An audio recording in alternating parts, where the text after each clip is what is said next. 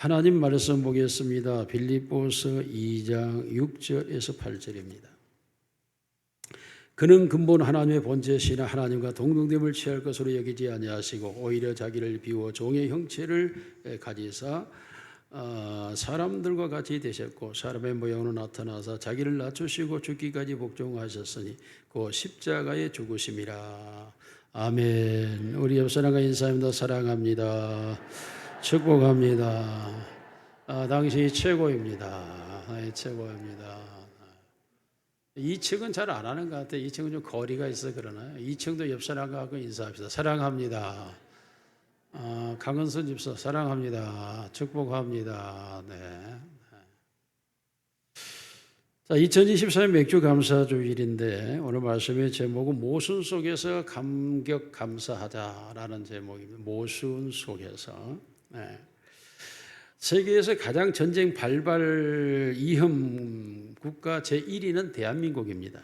대한민국과 북한은 남북이 지금 정전 협정 상태에 놓여 있고 그리고 휴전선을 가지고 적대국으로 대치되고 있는 상태. 이러한 나라는 지금 세계에 하나밖에 없죠. 이런 대치를 가지고 있는 나라가 대한민국밖에 없습니다.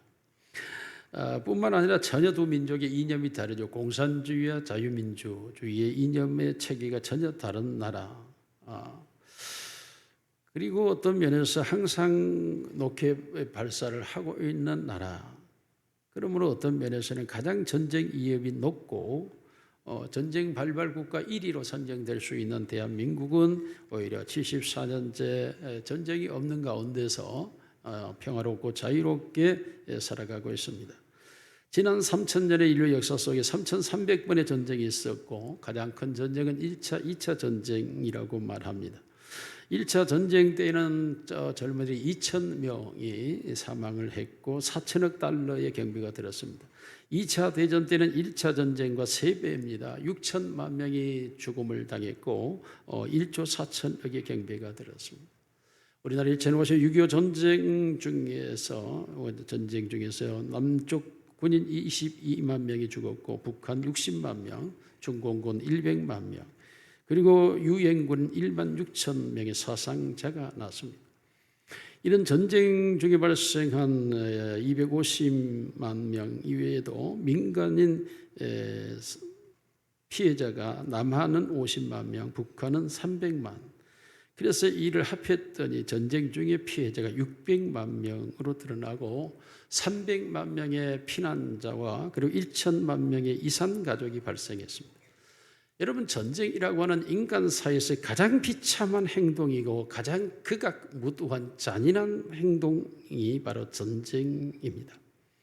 이러한 전쟁이 생각지 않게도 러시아 우크라이나보다 이스라엘과 하마스보다 더 전쟁 발발이 높은 대한민국은 이렇게 안정된 가운데 살고 있는데 오히려 러시아 우크라이나 또는 이스라엘 하마스 전쟁으로 인해서 세계가 최첨단의 과학이 무슨 의미가 있고 인류의 지성이 무슨 의미를 가져다 주고 문명의 발달이 인간에게 어떤 혜택을 줄 수 있느냐, 도리어 전쟁의 위협의 수위를 높이고 있을 뿐이 아니겠는가라고 사람들은 반문을 합니다. 어떤 면에서 참으로 모순이죠. 가장 전쟁 발발 1위 국가인 대한민국은 전쟁이 없고 전쟁이 없어도 될 나라들은 전쟁이 발발되는 이러한 것은 우리가 인류 역사 속에서 항상 모순이라고 말하고 있습니다. 물론 1, 2차 대전도 마찬가지입니다. 인류의 최고의 지성이 발달하고 있는 그때에 최고 인간의 잔인한 행위인 전쟁이 발발했으니까 그러므로 르네상스 혁명의 의미가 무엇인가라고 사람들은 질문을 하게 되는 것이죠. 이와 같이 세상은 모순으로 가득 차 있습니다. 이러한 모순의 원리를 우리가 헤쳐나갈 때 이 모순이 오히려 우리에게 큰 감사로 다가오는 사건이 되는데요. 맥주 감사절이라고 하는 것은 이스라엘 백성들이 가나안 땅에 들어가면 광야의 노숙자 생활을 청산하고 이제는 자기들이 세우지 아니하는 집을 차지하고 건축하지 않은 성읍에서 살면서 자기들이 파지 아니하는 우물을 마시고 자기가 가꾸지 않은 포도원을 차지하고 사는 이런 놀라운 축복을 너희가 누리게 될 때에 그곳에서 가장 첫 열매를 거두면 그 열매로 하나님께 절기를 지키라. 이것이 맥주 감사 절기입니다. 그러므로 안정된 가나안 땅 적과 꾸르는 어떤 면에서 하나님이 나라를 상징하는 곳에 들어가서 첫 열매를 거뒀을 때 너희가 그 첫 열매는 너희가 그냥 무상으로 공짜로 얻는 땅에서 너희가 처음으로 수확하고 너희의 토지와 너희의 재산과 너희의 집을 가지게 된 그 놀라운 축복을 인하여서 하나님께 드리는 절기가 바로 맥주 감사 절기입니다. 이스라엘 백성들이 주 안에서 복을 받고 평안하게 살 때는 항상 절기 예배가 진행됐고 지켜졌고, 이스라엘 백성들이 하나님께 징계와 심판을 받을 때는 절기 예배를 드리지를 못했습니다. 물론 없어서도 못 드리고 드릴 수 없는 환경이니까 못 드리겠지만 어찌됐든 하나님과의 관계가 안 좋을 때 이스라엘 백성은 절기 예배를 놓쳤습니다. 그때마다 이스라엘 백성들에게 하나님이 외치는 것은 너희는 반드시 절기 예배를 회복하라는 겁니다. 즉 하나님이 너희의 삶의 주인이고 너희의 모든 것을 내가 공급하는 자, 생명의 수요부터 시작해서 삶의 모든 수요자가 나라는 사실을 인식하고 단순하게 인정한다가 아니라 나에게 감사함으로 내게 나와서 너희가 예배하라고 하는 것이 바로 맥주 감사 절기인 것입니다. 출애굽기 3장 16절 우리 같이 읽겠습니다. 시작. 너는 가서 이스라엘 장로들을 모으고 그들에게 이르기를 여호와 너희 조상의 하나님 곧 아브라함과 이삭과 야곱의 하나님이 내게 나타내시되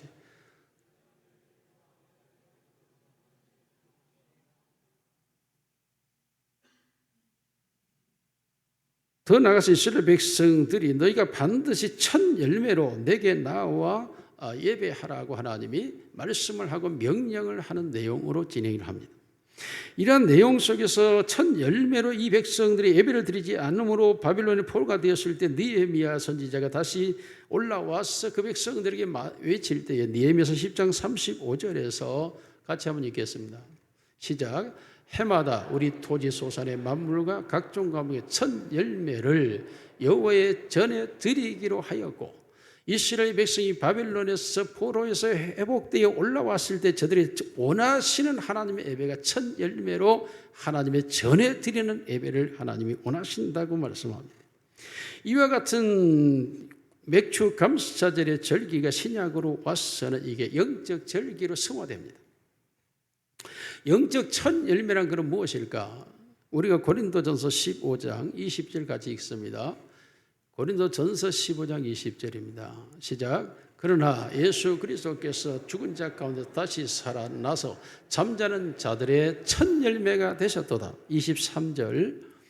그러나 각각 자기 차례대로 드리니 먼저는 첫 열매인 그리스도요 다음에는 그가 강림하실 때 그리스도에게 속한 자라고 말합니다.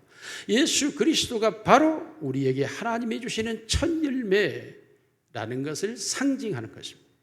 그러므로 구약의 이스라엘 백성들이 하나님 나라 상징한 가나안 땅에서 첫 열매를 수확하여 하나님께 감사드리는 것은 신약의 개념으로 봐서는 예수 그리스도를 하나님이 우리에게 주셔서 너희가 그 예수 그리스도 첫 열매를 수확한 결과 너희가 사망에서 영생으로 옮겨진 것을 인하여 너희는 기뻐하고 감사하여 이 예배를 드리라고 말하는 것입니다. 그러므로 첫 열매는 예수 그리스도입니다. 맥주절에서 상징하고 있는 첫 열매는 바로 인류의 구원자 메시아 예수 그리스도를 상징하고 있는 것입니다. 이와 같은 첫 열매로 수확된 너희들이 너희 자신 하나님께 드리는 첫 열매가 되라고 말하고 있죠. 야고보 1장 18절 말씀 같이 읽습니다. 시작.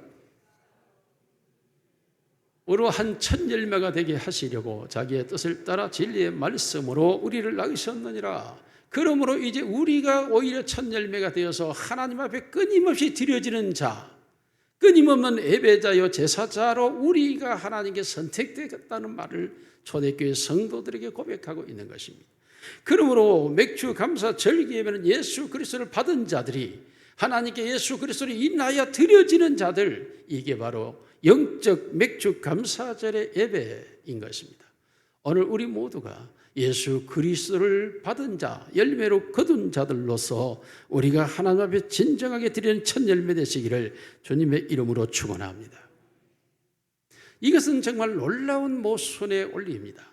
첫째로 모순된 사건입니다.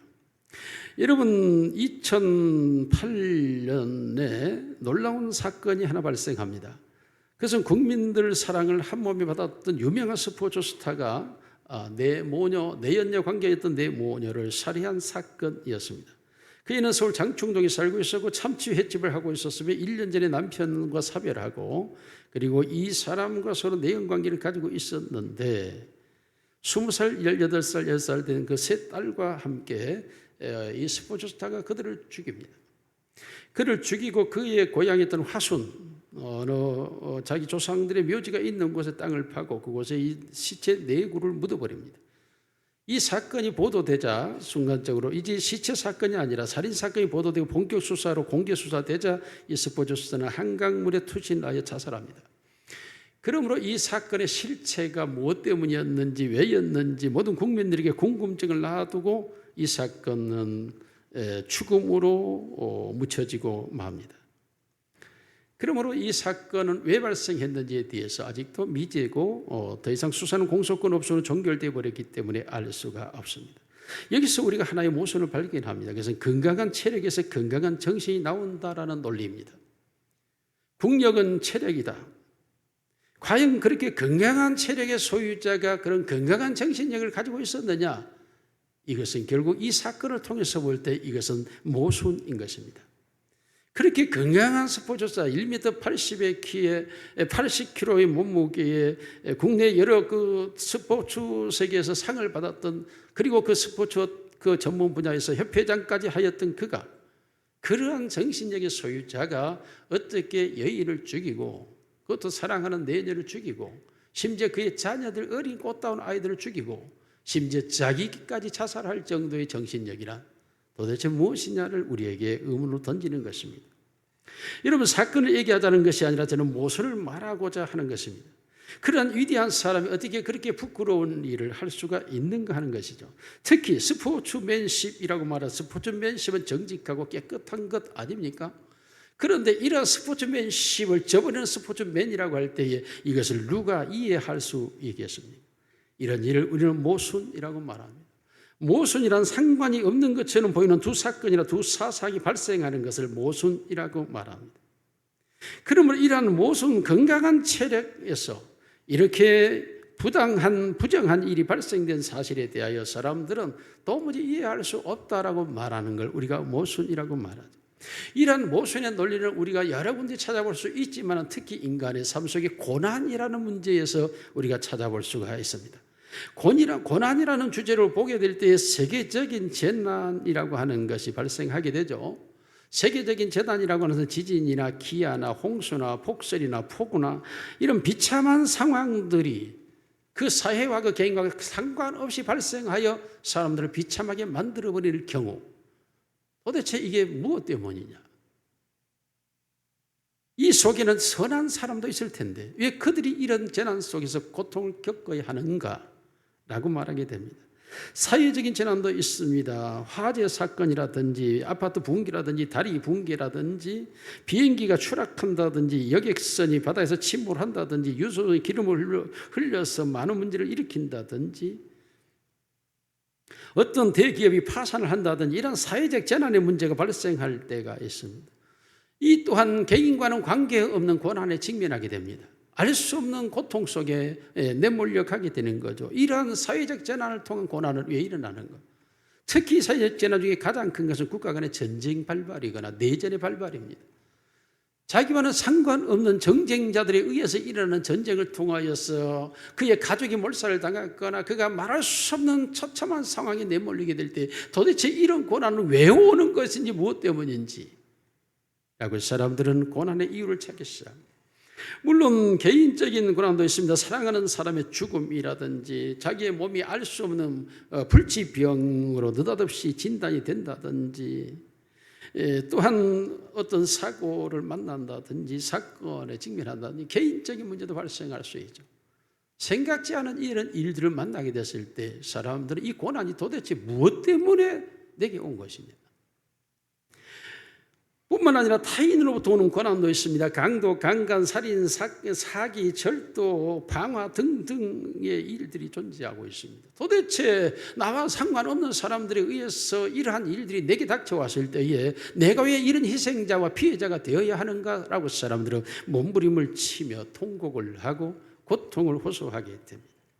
이런 고난이 개인에게 미치는 이유라고 하는 것은 너무나 크고 놀랍죠. 한 세상을 살아가는 인생의 육체의 한계를 놓고 봤을 때, 이런 고난에 직면했을 때 사람들은 이 고난을 몸소리치게 사스러치게 놀라지 않을 수가 없는 것이죠. 심장이 오그라들고 온몸이 좁혀서면서 숨을 쉴 수 없을 정도로, 이런 일로 인한 후유증의 발생은 말할 수 없을 정도로 많습니다. 이런 고난이 왜 오느냐? 성경은 간단하게 이런 고난은 죄 때문에 왔다라고 성경이 말하죠. 소돔과 고모라의 멸망의 이유가 죄로 인하여 하나님의 심판이라고 말합니다. 사울과 그의 가족이 몰살당하는 것이 하나님의 앞에 교만과 불순종 때문이었다고 그렇게 성경 기록합니다. 아나답과 삽비라가 죽은 이유는 탐욕과 거짓말에 의해서 하나님의 심판으로 즉각적으로 그들이 죽음에 이르렀다고 말하죠. 바빌로니아의 초대왕 느부갓네살이 그가 하나님과 같이 자기를 높임으로 그는 정신병자가 되어 광야를 헤매게 됩니다. 북이스라엘이 3년 동안의 기근을 당할 때 아합과 아세라에 의해서 우상을 숭배하는 범죄로 인하여 그들이 그런 고난에 직면하게 돼서 온 민족의 고통을 겪게 됩니다. 이러한 고난이, 그것이 자연적 고난이든 세계적인 재난이든 사회적 재난이든 개인적이든 타인에 의해서 오는 것이든지 간에 그러한 것들이 죄로 인하여 발생되었다고 말하지만, 그러나 모든 게 죄 때문은 아니라고 말합니다.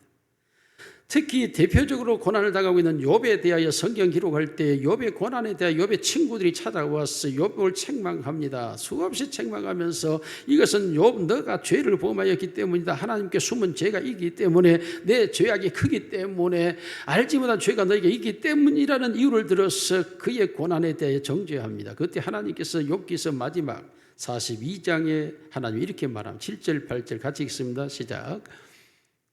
욥기서 42장 7절 같이 읽습니다. 시작. 여호와께서 욥에게 이 말씀을 하신 후에 여호와께서 대만 사람 엘리바스에게 이르시되, 내가 너와 내 두 친구에게 노하나니 이는 너희가 나를 가리켜 말한 것이 내 종 욥의 말같이 옳지 못함이니라. 8절. 그런즉 너희는 수소 7과 수냐 7을 가지고 내 종 욥에게 가서 너희를 위하여 번제를 드리라. 내 종 욥이 너희를 위하여 기도를 할 것이니 내가 그를 기쁘게 받으리니 너희가 너희에게 갚지 아니하라. 이는 너희가 나를 가리켜 말한 것이 내 종 말같이 옳지 못함이라. 욥은 끊임없이 죄 때문이 아니라고 말하는데 이들은 죄로 정죄했는데 하나님께서는 죄 때문이 아니었다 라고 결론을 내리면서 욥에게 가서 너희의 죄를 용서받으라고까지 말합니다. 예수님께서 요한복음 9장 사건에서 나면서 소경된 자를 향하여 사람들이 말할 때 이가 부모의 죄입니까 자신의 죄입니까 라고 물을 때 부모의 죄도 아니요 자기의 죄도 아니요 하나님의 영광을 위한 것이라고 말합니다. 베드로전서에서도 끊임없이 우리에게 고난이 오는 이유가, 고난이 죄 때문도 있지만 그러나 하나님 우리를 정금같이 만들기 위한 이유 때문이라고도 말합니다. 그러므로 고난이라고 하는 것이 모두 죄 때문은 아니라고 성경은 또다시 분명하게 말하고 있습니다. 그러므로 우리에게 고난이 오는 이유가 그건 무엇입니까? 죄 때문입니까? 아니면 뭐 때문입니까? 라는 모순에 우리가 직면하게 되죠. 왜 이런 고난 속에 내가 모여야 되는지. 그러나 분명한 것이 있습니다. 이 세상의 고난은 반드시 죄 때문에 왔습니다. 그것은 아담과 하와가 하나님 앞에 범죄함으로 인하여 하나님께서 아담과 하와에게 그 범죄의 대가로 주는 하나님의 저주가 너희가 땀을 흘려야 하고 수고해야 하고 남편을 사모해야 하고, 이 말은 무슨 말입니까? 너희가 이 땅에서 수고라는 고통이 없이는 살아갈 수가 없고, 너희가 육체적 땀을 흘리는 노동이라고 하는 대가가 없이는 살아갈 수가 없고, 너희가 사람을 사모하는 사람과의 관계에서 배신의 고통이라고 하는 것이 존재할 수밖에 없고, 그리고 너희가 땅에 가시와 엉겅퀴는 환경의 고난이 너희에게 있다, 재난이 있다라고 말하고 있습니다. 그러므로 반드시 이 세상의 고난은 죄로 인하여 온 것은 분명합니다. 그러나 모든 것이 죄의 결과는 아니죠. 그 고난이. 다시 말하면 이 고난이라고 하는 것이 결코 나쁜 것만은 아니다라고 말하고 있는 것입니다. 예수님도 이 땅에 오셔서 그가 아들이지만은 받으신 고난을 인하여 순종하였다고 말합니다. 히브리서 5장 8절을 같이 읽습니다. 시작. 그가 아들이시면서도 받으신 고난으로 순종함을 배워서라고 말합니다. 다시 말하면 그 고난이라고 하는 것이 예수님도 고난의 대상이었다고 말합니다. 히브리서 12장 10절 봅니다. 자녀를 양육할 때에 징계를 하지 아니하면 그는 참 자녀가 아니라고 말함으로써 사람에게 징계가 있다고 말하고, 베드로전서에서도 정금같이 나오기 위하여 고난이 있다고 말하고, 요한복음 15장에서도 풍성한 열매를 맺기 위하여 고난이 있다고 말하고, 또 환난에 경한 것으로 인하여 영원한 영광에 중한 것을 얻기 위하여 너희가 환난을 당하는 것이라고 고린도후서 4장 17절은 기록하고 있습니다. 그러므로 고난이라고 하는 것이 죄로 인하여 온 것 맞지만 고난이 결코 나쁜 것은 아닌 것은 그 고난을 통하여 너희가 하나님의 아들이요 하나님의 참 자녀 정금같이 되고, 그리고 풍성한 열매를 맺게 되고, 그로 인하여 너희가 영원한 영광을 얻게 될 것이라고 말씀하고 있기 때문입니다. 이러한 고난의 모순에 있어서 가장 극적인 고난의 모습이 무엇입니까? 그것은 바로 하나님과 십자가 사건입니다. 십자가는 이 땅에서 가장 상상할 수 없는 고문 기계입니다. 당시 로마인들이 노예들을 처형할 때 사용하는 것이 이 십자가 사형틀이었습니다. 이 사형틀이 시작되는 계기는 언제였느냐 하면, 이 로마가 사통오달로 길을 뻗게 하는 넓은 길을 만들어서 군사 이동이 용이하고 상업의 무역 활동이 용이하게 하도록 세계를 향하여 나아가는 그런 도로를 건설할 때에 노예들을 동원하여 이 공사를 시작합니다. 이때 이 노예들이 견디지 못하여 반란을 일으켰습니다. 로마를 향하여 대항하고 반란할 때 반란을 진압하는 과정에서 이 로마 군사들이 이들로 하여금 더 이상 반란에 대한 의식을 갖지 못하도록 행하게 하여 만들어낸 것이 십자가 사형틀이었습니다. 십자가 이거 노예들을 줄줄이 못을 받고 고통을 가하면서 그들 앞에서 그 고난을 보이면서 너희가 만일에 또다시 반역을 할 경우는 이와 같은 죽음을 당할 것이라고 하는 것이 바로 십자가 사형틀의 시초가 됩니다. 또한 이런 십자가 사형이라고 하는 것이 종교적인 의미에서는 갈라디아 3장 31절에서 그렇게 말하고, 그리스도께서 우리를 위하여 저주를 받은 바 되사 율법은 저주에서 우리를 놀랍도록 기록하였으니 나무에 달린 자마다 저주를 받은 자니라고 성경에 기록합니다. 그러므로 바로 이 십자가에 달린 것은 바로 저주를 받은 자라고 말합니다. 여러분, 이 십자가의 고통이라고 하는 것은 뼈 마디마디가 꺾어지고 모든 살이 찢겨지고 그리고 오장육부가 터져나가는 그런 고통입니다. 다시 말하면 인간의 육체가 느껴야 할 고통을 다 겪는 것, 이게 바로 십자가의 고통이라고 말합니다. 여러분, 이런 고문, 이런 사형제도가 바로 저주라고 성경이 말하고 있죠. 거의 공포에 가깝습니다. 그런데 놀랍게도 이러한 저주를 받아야 되는 이 놀라운 십자가의 고난이 바로 하나님이신 예수님이 받으셨다는 겁니다. 고린도서 5장 21절을 우리 같이 읽습니다. 시작. 하나님이 죄를 알지도 못하신 이를 우리를 대신하여 죄로 삼으신 것은 우리로 하여금 그 안에서 하나님의 의가 되게 하려 하심이라. 죄를 알지도 못하신 이가 죄로 삼았다. 여러분, 이게 말이 됩니까? 죄가 없으면 죄가 없는 거죠. 죄가 없는데 죄로 삼았다. 아니, 죄가 없는 정도 아니라 죄를 알지도 못하는데 죄인으로 삼았다. 이거야말로 모순의 극치입니다. 죄가 없는데 어떻게 죄인이라고 말할 수 있습니까? 그런데 놀랍게도 하나님의 방식으로 하나님은 모든 인류의 죄를 대속하기 위하여서 죄를 알지도 못하신 분으로 하여금 죄로 삼았다라고 말하고 있습니다. 그러므로 인류 역사에서 가장 모순이라는 게 뭐냐? 고난을 가지고 본다고 할 때에 하나님과 십자가입니다. 여러분, 오늘 본문도 그렇게 말하지 않습니까? 예수님이 하나님의 본체시나 종의 형체를 가졌다. 아니, 하나님의 본체신데 어떻게 종의 형체를 갖습니까? 그가 하나님이시나 그가 사람이 되셨다. 어떻게 하나님이 사람이 될 수 있습니까? 창조자가 어떻게 피조물이 될 수 있습니까? 그가 영광이 주였다. 그런데 그가 지옥의 십자가를 졌다. 이것처럼 모순된 말이 없는 것입니다.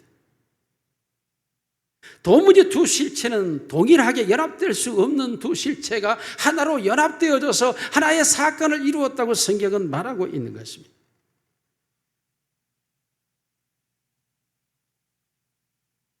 하나님 자신이 십자가에 달리셨다. 이게 말이 됩니까? 십자가는 땅에 있고 하나님은 하늘에 계신, 하늘의 영광의 보좌가 있는데 그 영광의 보좌에 계신 하나님이 어떻게 이 땅에 계실 수 있습니까? 다니엘서 7장 9절 10절 우리 같이 읽습니다. 시작.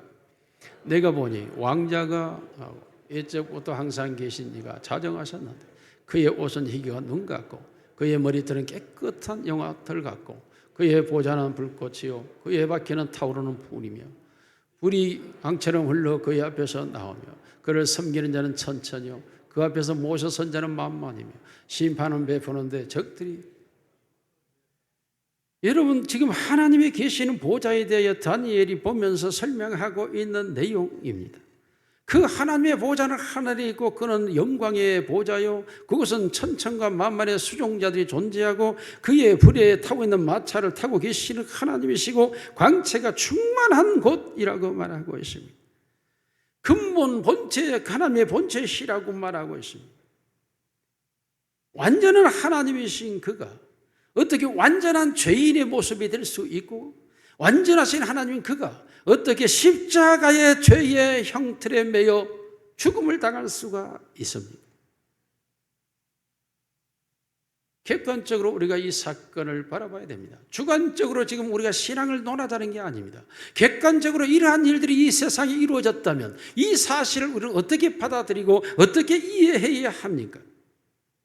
한국의 대통령도 그가 가는 곳에는 리무진들이 줄을 잇고 그가 가는 곳에는 수많은 사람들이 동원되어지고 그를 지키고 보좌하고 그가 부르면 헬리콥터가 달려오고 그가 부르면 군인과 경찰이 달려오는 것이 아닙니까?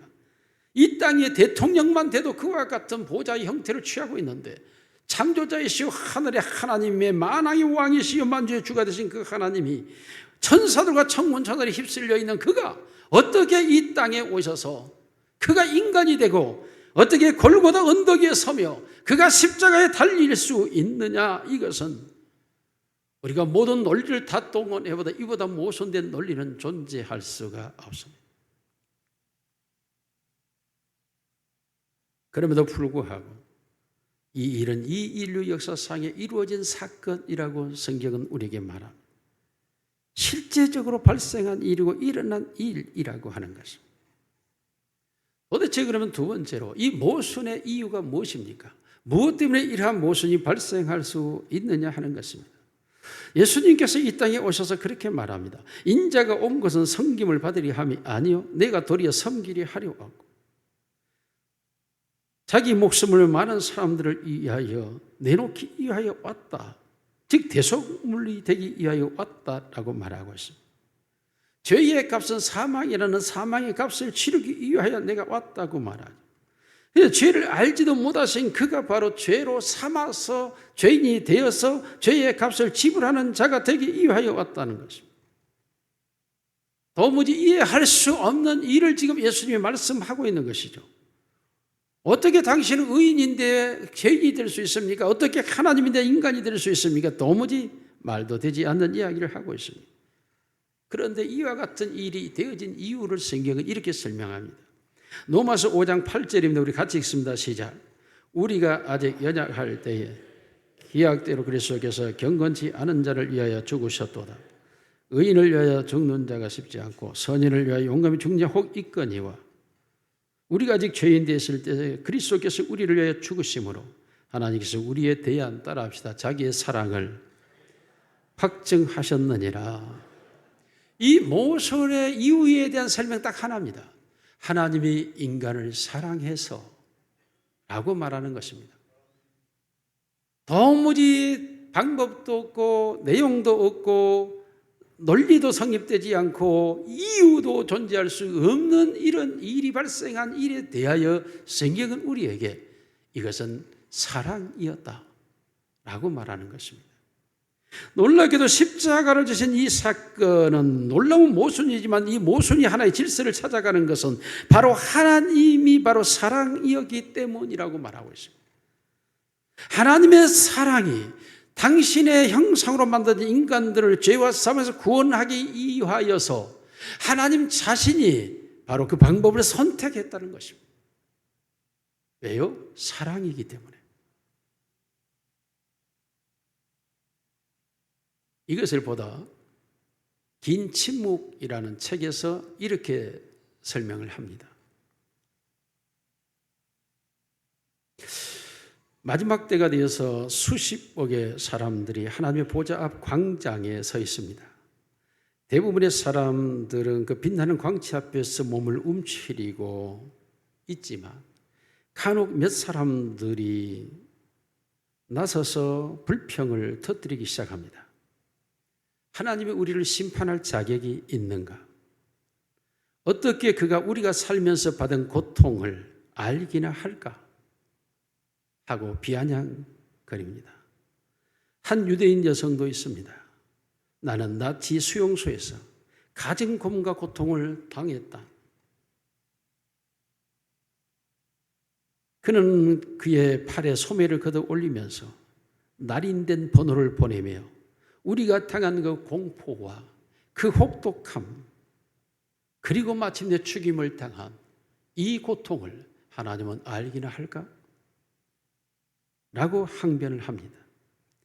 한 젊은 남성은 그의 목 칼날을 내리며 목에 있는 흉측한 밥줄 자국을 내보이면서 소리 지릅니다. 나는 아무런 죄를 저지르지도 않았는데 단지 흑인이라는 이유로 이런 고통을 당하면서 나는 죽었어. 다른 무리들도 눈에 시뻘건 멍이 들고 임신을 한 배가 부른 한 어린 여성이 나서서 저는 이제 고등인데 내가 왜 고통을 받으며 이 세상을 살아보지도 못한 채 죽음을 당해야 합니까? 나는 아무 잘못도 없습니다. 지나간 군인이 내게 행한 일일 뿐입니다. 넓은 광장에 많은 사람들이 제각기 하나님을 향하여 그가 세상에서 당한 치욕과 악과 고통에 대해 불평을 늘어놓기 시작하면서 그들이 당했던 슬픔과 두려움과 굶주림과 전쟁에 대하여 하나님은 알고나 있느냐며 저 밝고 아름다운 광명한 나라에 계신 하나님께서 우리가 당한 이 세상에서 이 처참한 상황과 이 고통을 알기나 합니까? 라고 비아냥거리기 시작했습니다. 모든 인류는 고통과 고난을 견디며 살아가는 세상에 대하여 하나님이 무엇을 알고 계십니까? 하나님은 이 세상의 도피자일 뿐입니다. 마침내 그 사람들은 가장 심한 고통을 받은 사람들을 선정하여 대표자를 삼습니다. 그리고 그들을 통하여 회의를 열면서 그들은 어떤 논의를 거쳐갑니다. 유대인 나치 수용소에서 희생된 여인과 노예로 저주받아 죽음을 받은 흑인과 그리고 히로시마 원자폭탄에 의해 전쟁에서 눈과 팔 한 달을 잃어버린 불구자 즉 기영아 그들을 대표로 삼고 그들은 신랄한 회의를 합니다. 서로의 고통에 대하여 세상의 삶에 대하여 그리고 마침내 그들은 판결을 내립니다. 그들은 인류를 재판할 재판장이 될 자격은 적어도 그들이 겪었던 고통을 겪어보아야 한다 였습니다. 그러면서 그들은 하나님에 대하여 판결을 내립니다. 적어도 하나님이 우리를 재판하는 재판장이 되려면 그는 유대인으로 태어나야 하고 출생의 합법성을 의심받고 천대받게 해야 하고 그에게 아주 힘든 환경을 주어 삶의 고통을 겪어야 하고 그는 이해할 수 없는 말들을 하게 하여 그의 형제들로부터 정신병자로 취급받게 해야 하며 그가 믿었던 그의 친구들로부터 배신을 당하는 고통을 그는 겪어야 하고 모든 사람으로부터 버림받고 소외되는 슬픔과 외로움을 고독함을 느껴야 하며 공정하지 못한 재판을 통하여 그는 억울한 재판을 받아야 하고 비겁한 재판관들의 선고를 통하여 그는 고문을 받아야 하고 수많은 채찍의 아픔을 겪어야 하고 마침내 그는 그러한 피를 토하며 죽는 자리로 내몰려야 한다. 그리고 많은 증인들로 하여금 그가 그렇게 죽었다는 사실이 입증되어야 한다라고 선고하였습니다. 대표들이 각자 그의 결정에 따른 선고를 내리면서 그것을 읽어나갈 때에 군중들은 커다란 웅성거림이 들리기 시작했습니다. 마침내 대표가 선고를 마쳤을 때 긴 침묵이 흘렀습니다. 누구도 함부로 입을 열 수가 없었습니다.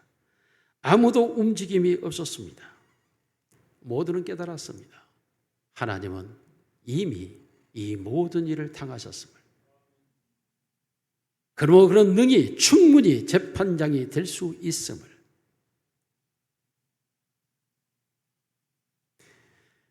여러분, 십자가의 사건이라고 하는 것은 하나님이 인류를 구원하시기 위한 방편으로 하나님이 스스로 죄인이 되어서 십자가의 죄의 값인 사망의 고통을 당하시는 사건을 행하였지만, 놀랍게도 이 모세는 또 하나의 원리와 논리를 제시하고 있는데, 그는 바로 모든 인류를 재판할 수 있는 재판장의 자격을 취득했다라는 사실.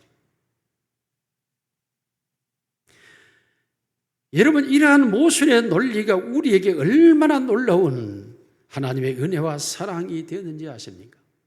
바로 하나님과 원수되어 하나님을 만날 수 없는 우리를 찾아오셔서 하나님의 우리로 하여금 화평케 하사 우리를 하나님의 자녀 되게 하시고, 불의한 자로 항상 생각하는 것이 악할 뿐임으로 말미암아 죄의 값으로 멸망받아 마땅할 우리를 찾아오셔서 우리를 만나주심으로 우리를 의롭다라고 선언하시고, 우리가 영원한 지옥불에 던짐받아 영원히 멸망할 우리들을 찾아오셔서 우리를 건져내어서 영원한 천국 영생의 나라로 인도해 주시는, 도무지 맞지 않는 이 모순의 논리가 오늘 우리에게 그대로 다 적용될 때에 우리는 놀라운 하나님의 은혜와 하나님의 구원과 하나님의 축복을 바라보게 되는데, 이유는 하나입니다. 하나님의 사랑입니다.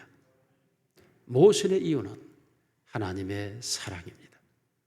하나님이 우리를 사랑하셔서 우리가 억만 죄악을 품고 있는 이 악인이요, 불의한 자요, 마귀의 자식이요, 영원히 멸망할 자이지만, 하나님은 그러한 우리를 위하여 우리에게 귀한 구원의 생명을 주시기 위하여 친히 십자가에 죽으시고 그가 부활하심으로 젖과 꿀이 흐르는 가나안 땅에 첫 열매를 수확한 그 기쁨을 누리는 이스라엘 백성처럼 우리에게 놀라운 첫 열매가 되어주신 줄로 믿습니다.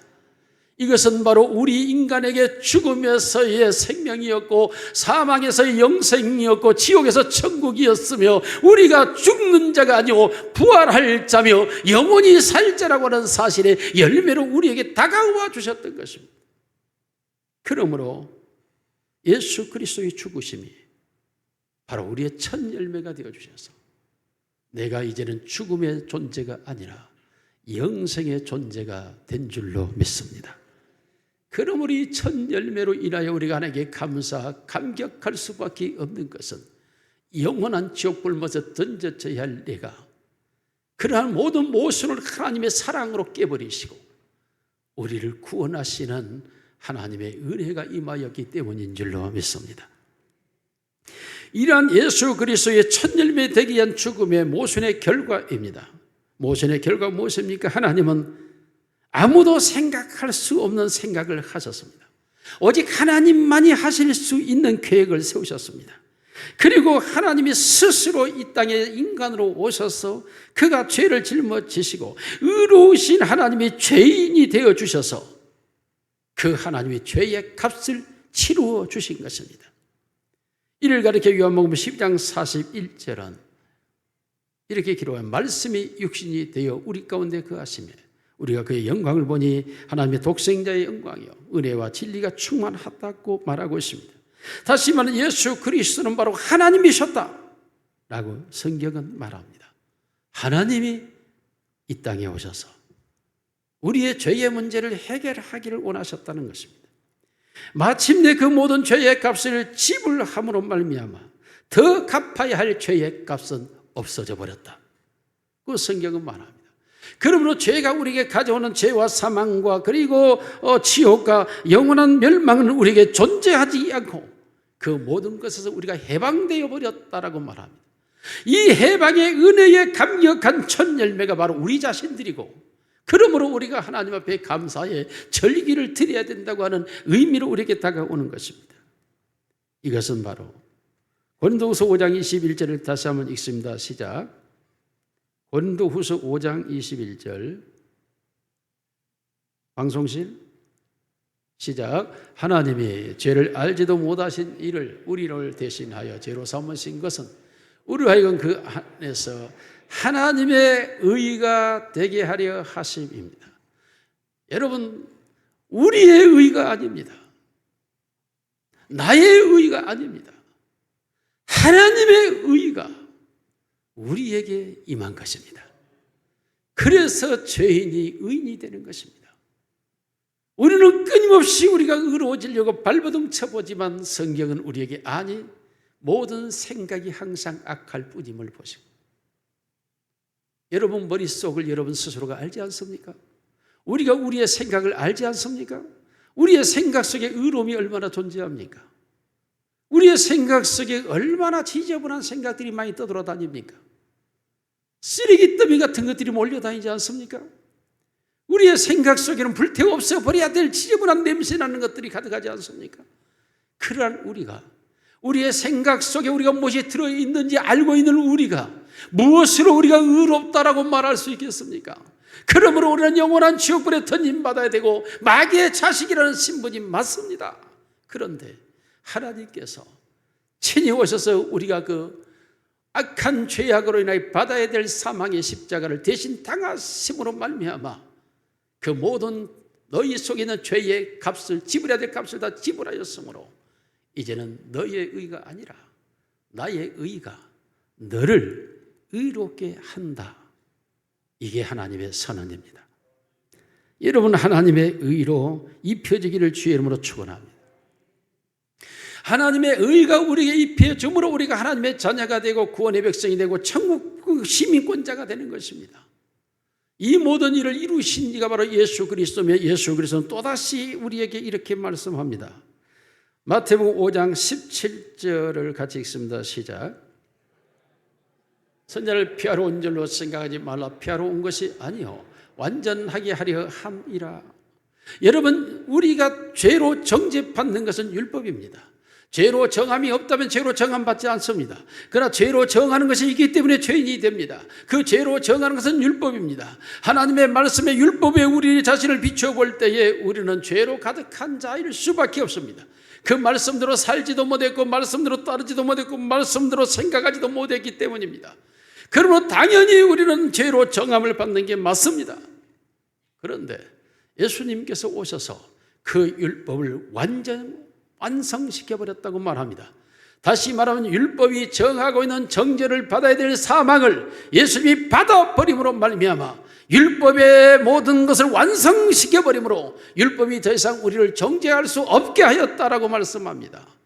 이것을 적용할 때에 사도 바로 로마서 10장 4절에 이렇게 적용합니다. 같이 읽습니다. 시작. 그리스도는 모든 믿는 자에게 의를 이루기 위하여 율법의 마침이 되시니라.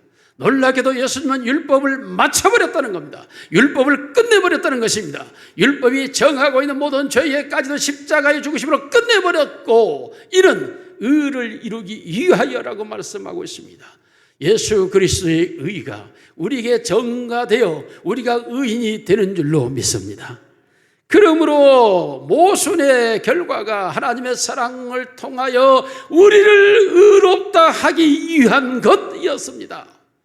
고난의 십자가는 모순입니다. 하나님이 인간이 된 건 모순입니다. 죄인이 의인이 된다는 건 불가능한 것입니다. 있을 수가 없는 일입니다. 그럼에도 불구하고 이런 모순이 하나의 논리적 사실로 실체로 우리에게 다가온 것은 바로 하나님이신 예수가 그 모든 모순을 깨버리고 십자가의 죽으심으로 우리의 죄의 값을 지불하여 주신 줄로 믿습니다. 예수 그리스도는 하나님이 우리에게 주시는 첫 열매입니다. 가나안 땅 하나님의 나라에 들어간 자들이 수확하는 첫 열매로 하나님께 감사하라. 그렇습니다. 우리가 하나님의 나라로 진입하는 순간 우리가 맞는 첫 열매를 하나님께 받는데 그는 예수 그리스도입니다. 그가 우리의 죄를 대속하여 십자가에 죽으신 우리의 첫 열매가 되시는 줄로 믿습니다. 그 수확을 얻은 자가 가진 자가 하나님께 나아갈 때 그가 바로 하나님이 받으시는 또 하나의 첫 열매의 제사가 되는 것입니다. 예수 그리스도 안에서 여러분이 하나님께 드려질 때에 하나님이 받으시는 절기 예배가 되는 줄로 믿습니다.